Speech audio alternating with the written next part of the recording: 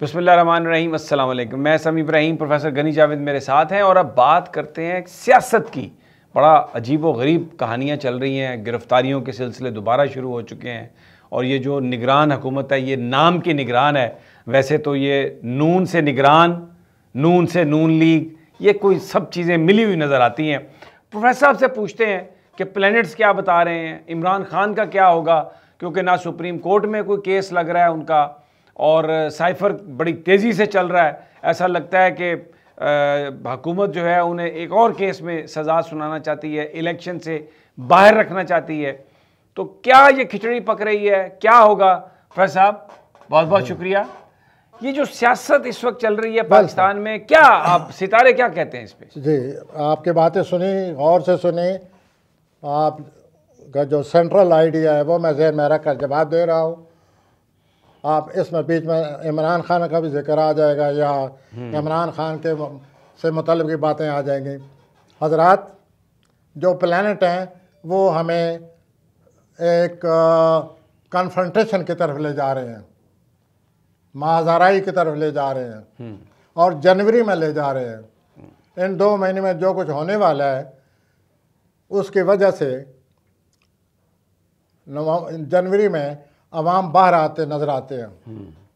आपने नोट किया कि मई में अपना 28 मार्च के बाद और 15 मई के दरमियान भी लोग बाहर आए। फिर वो सितारा बदल गया, अब वो सितारा दोबारा आ रहा है। अच्छा। और पाकिस्तान के मुखालिफ आ रहा है। चुनांचे फिर अवाम बाहर निकलेंगे जनवरी में। उस वक्त जो हालात होंगे वो आपके सामने आ जाएंगे कि अवाम ने क्यों ये रवैया अख्तियार किया, अवाम क्यों बाहर आ चुके हैं, अवाम क्या चाहते हैं।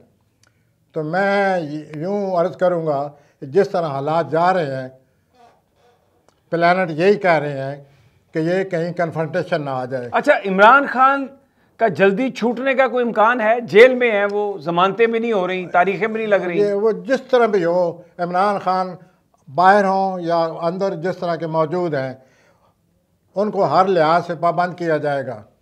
अच्छा।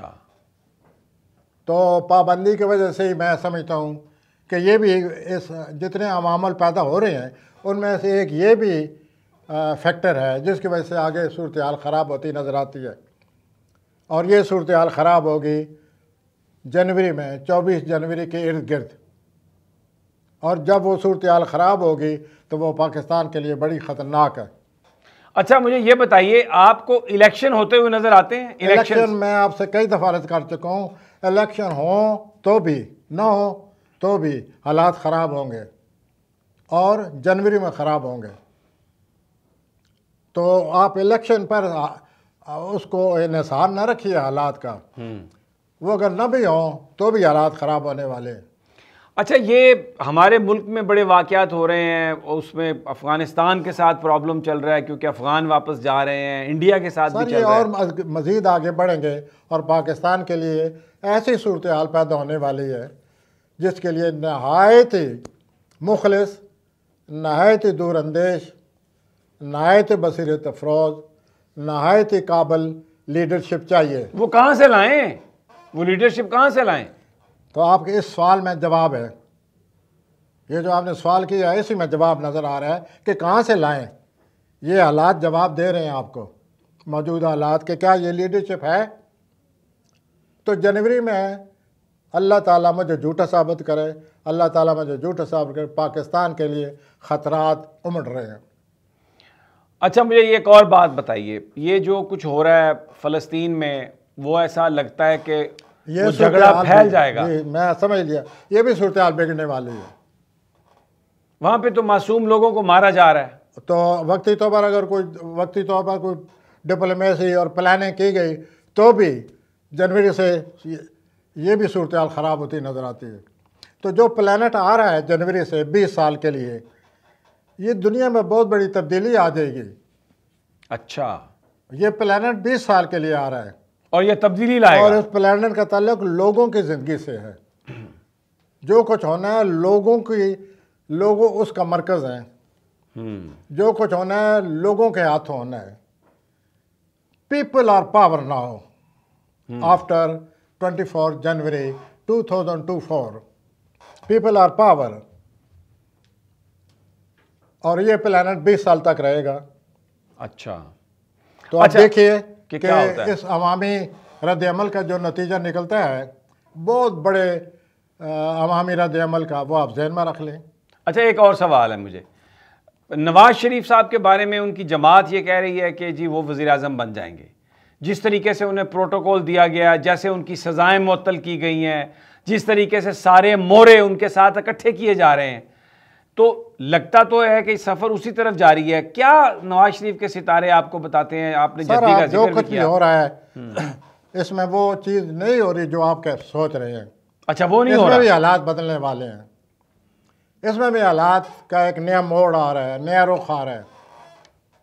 और उनके जो करीबी लोग हैं या करीबी रिलेटिव हैं, जो करीबी भाई बहन हैं, उसमें वो मुझे शामिल होते नज़र आते हैं।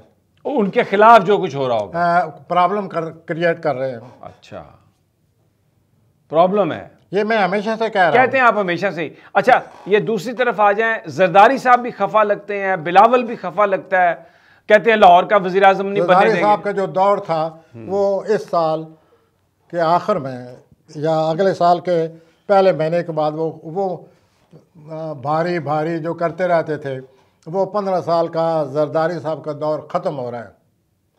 अब वो जरदारी साहब नहीं रहेंगे जिस तरह के पहले चले आ रहे थे पिछले 10 सालों से। उनमें ही बड़ी तब्दीली आ रही है। जरदारी साहब के भी हालात खिलाफ आ रहे हैं। अच्छा, तो इसका मतलब है कि फिर मौलाना फजलुर रहमान का फुलका लगने वाला है। मौलाना फजलुर रहमान का किसी बैरूनी ताकत से कोई गठजोड़ बन रहा है या बन चुका है या बनेगा। लेकिन लगता यह है कि जनवरी के बाद ये बात सामने आएगी कि किस बैरूनी ताकत से, किस बैरूनी पार्टी से या उनका मुल्क ताल्लुक से है। उनको कोई चीज़ मिलने वाली है या मिल चुकी है। लेकिन उनका तल्लुक बैरूनी ममालिक से होगा। अच्छा, अब ये एक सवाल आप कहेंगे कि मैं सब कुछ बता चुका हूँ, तो बड़ा अजीब सा सवाल है, लेकिन मैं, क्योंकि लोग बात करते हैं, महंगाई से लोग बहुत तंग हैं। कोई सितारा ऐसा आपको नज़र आ रहा है जो लोगों की जो महंगाई है इस मसले में कोई लोगों की मदद करेगा? मार्च 2025 तक ऐसे ही रहेगा।